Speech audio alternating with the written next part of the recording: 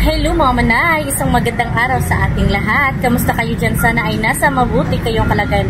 So dito ako ngayon sa gasoline station mga manay kasi nagpapagasolina kami ni Ate Fiana. Ano, special lang. Ayan, naabotan ko. Bali 100. Magpagasolina tayo mga manay kasi wala nang laman yung natin. Fuel, charis. Sorry, fuel. Fuel. Ayan si Ate Fiana. So, pupunta kami ngayon doon sa bukid mga manay sa aking binan kasi may salo-salo doon. Nagpakain kasi yung ano ko. Sister, 100? Ha? Man ka, dali. Kasama daw yung ano mga manay. Gasoline boy. Gunay ka sabi. Hawakan mo muna yan. 100 lang yung pag-gasolina natin mga manay kasi yun lang ang budget. So drive muna ako mga manay kasi pupunta kami ngayon ni Ate Fiana doon. Kasi nga yun, nakasalo-salo at saka yung para may ipon-ipon din tayo. Yan. Pack your dreams, let's hit the road. Golden mornings, open roads. No more worries, no more fear. Just you and me, the sky's so clear. Got no map, but that's alright. We'll chase the sun into the night. Every heartbeat, every street, a brand new world under our feet. Travel with me across the sea, over the mountains, wild and free, dancing through cities, chasing the breeze.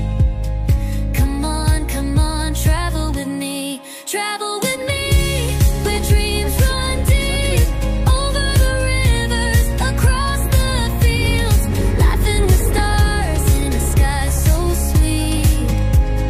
Come on. So hello mga manay, dito na kami. Ayan, dito ko muna i-park yung motor ko at ayan, dito na sa gym mga manay kasi dito malapit kasi sa gym yung bukid nila. Pero yung bukid nila mga manay ay malapit lang, hindi masyadong malayo yung lakbayin natin. So minsan kasi mga manay, Sabado kasi ngayon, so weekend. So nagplano yung sister-in-law ko na magsalo-salo tsaka dito i-held kasi meron kasing rest house yung binan ko dito mga manay. Pero yung rest house hindi pa tapos mga manay. Iwan ko, nung pagpunta kasi namin dito ay hindi pa tapos. Pero baka ngayon ay tapos na. So ayan si Ate Fiana nag-una ng mga manay. So minsan mga manay kasi dapat magsalo-salo din paminsan-minsan kasi nga busy yung mga sister-in-law ko, may trabaho kasi sila, nurse kasi sila mga manay. So kahit paano salo-salo din tayo na pamilya. Bigyan din natin ng time yung family natin na magsalo-salo kasi hindi pwede na palagi na lang work kasi ma-stress tayo at dyan din magkakaroon ng depression kung palagi na lang work, walang rest, diba? So punta tayo dito sa house ng aking binan. Rest house tawag dito kasi paminsan-minsan lang pupunta yung binan ko dito. Ito yung bukid nila mga manay, yan malawak talaga. Ayan o, itong sagingan sa kanila din ito mga manay. Malawak kasi yung nila lupain dito. Ito ay hamugaway na lugar. Ayan o mga manay, ang daming saging, madaming bunga. Ayun saging mga manay, madaming bunga. So ito ay pinagkikitaan din ito ng aking binan. Tapos dyan din nilibing yung ang lulo at lula ng aking mister, yung mama at papa ng aking binan. Ayan mga manay. So dito, ayan ang linis ang mga manay, o diba? So malapit na, ayan yung sister-in-law ko. Nalimpihan ninyo te. Ayan, si Abitot, ito ay anak ng aking sister-in-law. Hi! Ay, sasakigapa ni Abi. Ay! Ayan, so ang linis dito mga manay. Ayan, may tanglad. So ayan, paminsan-minsan din, salo-salo din tayo na mga kamag-anak. Ayan, matanglad mga manay. Ayan, wala kasayang natumba. Ang linis mga manay. Ayan ayan, ito yung rest house ng aking binan mga manay. Tingnan natin kung tapos na ba. Yan ang motor ng aking mister. Yan ang bula. Ayan. Ito, ayun na. Dumating na tayo dito. Ayan si Mr. And yun yung sister-in-law ko ang nag-ano, tad-tad. Nay, litson! may litson mga manay. So dito sa likod ay may manok dito. Ayan. Ito, kulungan ito ng mga manok at saka pato mga manay. Ayan. Nag-abihan man lagi cabs. Pagawas nila? Ay, nalungkot. Ayan po nasira. Uy, si Jojo, punta ka. Okay? Estimate daw. Ipatiwas? Ipatapos daw yung ano mga manay, yung task kasi wala pa kasi yung task. Kasi magkuha si Kuya George. Opo. Ikaw? At gisami mga manay pa-estimate daw yung ano. Tuwa kang Ate Piana ba ang cellphone? Yan si Pilis mga manay. Oh, naghanap si Pilis sa cellphone mga manay kasi dun yung cellphone niya dinala ng kapatid niya si Piana. Kaya nagluto din sila. Ayan pa. Ito yung pagdating natin sa Inchimpuhan. Ano saan ni Cabs? Piggy. Baboy? Kuwan ka ng sabaw. Sabaw? So, dito kami ngayon sa rest house, rest house ng aking biyanan. Ito mga may, ito ayan oh. Ito yung likod ng kanilang rest house. Ayan yung rest house. Maganda talaga mga manay. Nakita nyo na. So, yung kwarto lang ng rest house mga manay isa. Tapos, sa likod ay ito mga manay. Ayan. Ano yan? Mangustin. Unsa na Cabs? Hito. Malayas ako, alin. Gana. Uy, upat ka buok.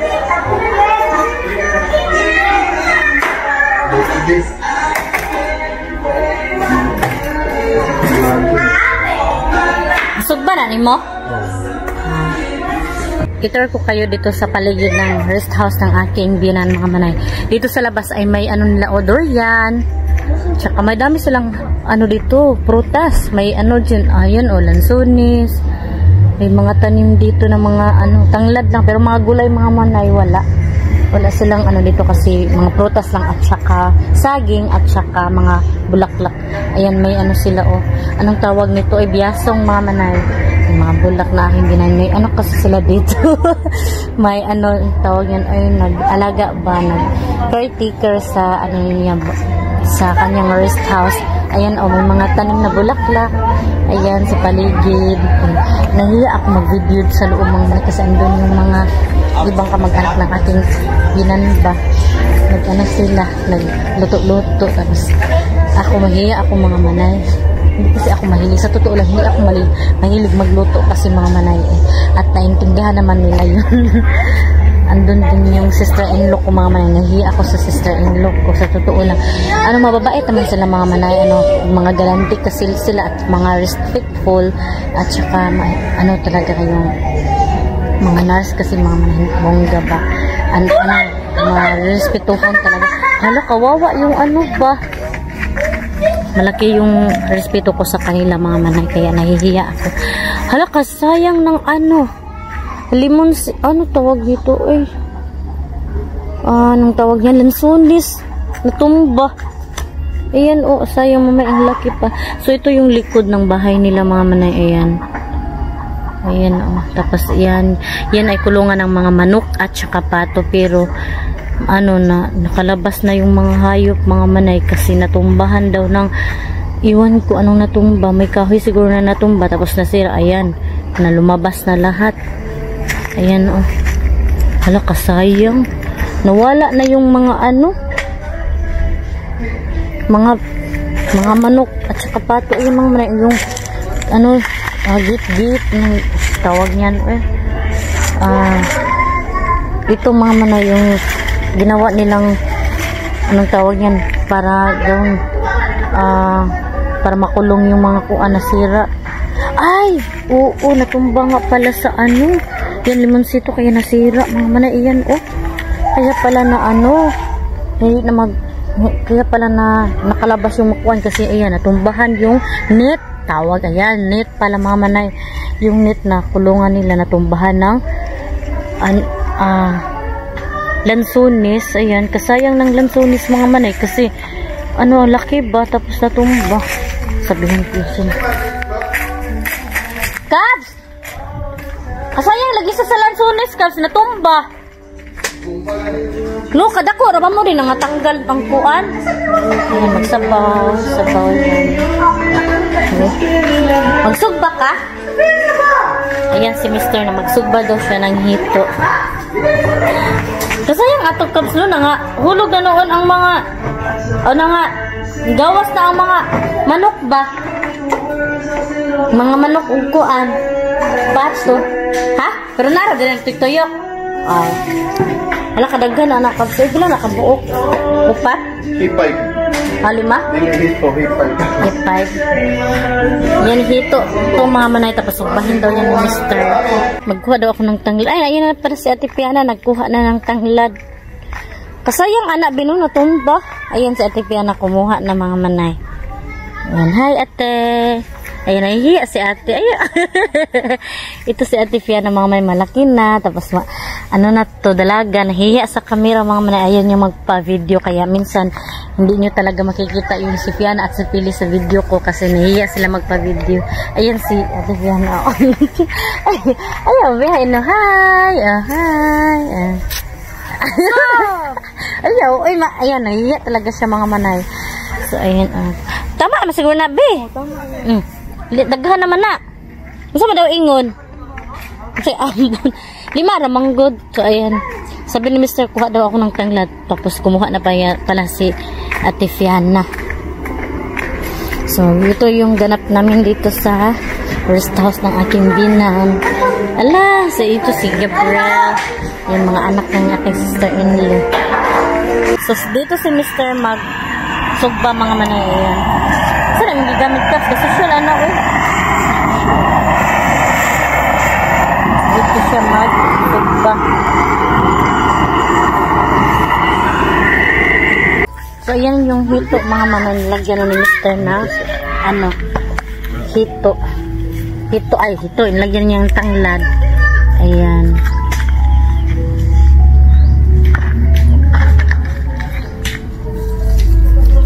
Para dito.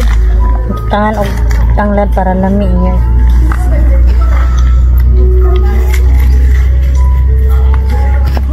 So dito ako nag-upo sa likod ng bahay mga manay. Dito muna tayo magtsikahan mga manay kasi yung mga sister-in-law ko mga manay kasi gusto din nila ng privacy.